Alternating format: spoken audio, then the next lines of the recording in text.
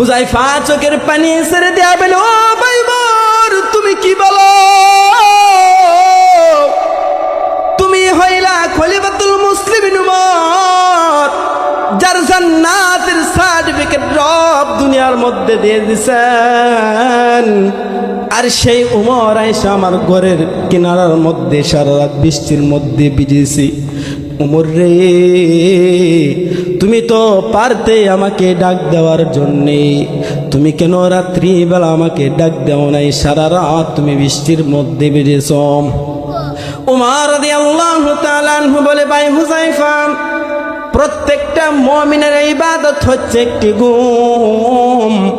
আমি চাই না তোমার ইবাদত নষ্ট করার জন্যে ভাই হুযায়ফা রে, সেই জন্য আমি তোমাকে রাত্রিবেলা ডাক দেই নাই। হুযায়ফা বলে, ভাই ওমর, তুমি কিসের জন্য আসলে একটি বার কি তুমি বলতে পারবে? হুযায়ফা রাদিয়াল্লাহু তাআলা আনহু বলার পরে উমর বলে, ভাই হুযায়ফা, একটি বার কি তুমি আমাকে বলবে আল্লাহ রাসূল সাল্লাল্লাহু আলাইহি ওয়াসাল্লাম আমার নাম কি মুনাফিকদের লিস্টের ভিতরে লেখার জন্য অনুমতি দিয়েছেন? হুযায়ফা বলে, ভাই ওমর, এই কথা তো আমি আপনাকে আগেই বলেছি, এটা কোনো দিন বলা যাবে না। এটা বলার জন্য অনুমতি রাসূল আমাকে দেয় নাই।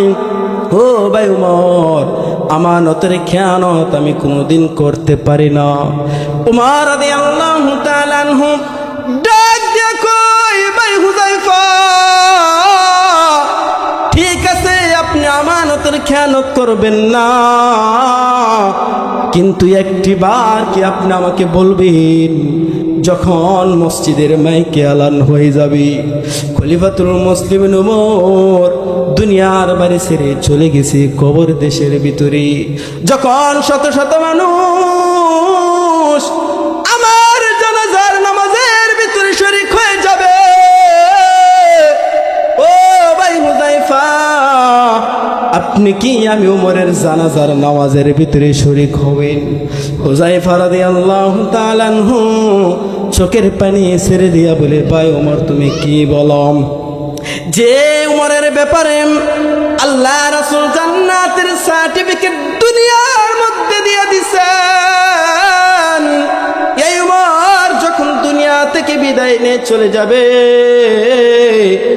আর আমি হুযায়ফা কি ঘরের মধ্যে বসে থাকবো?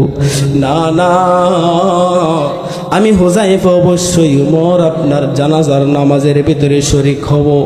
উমর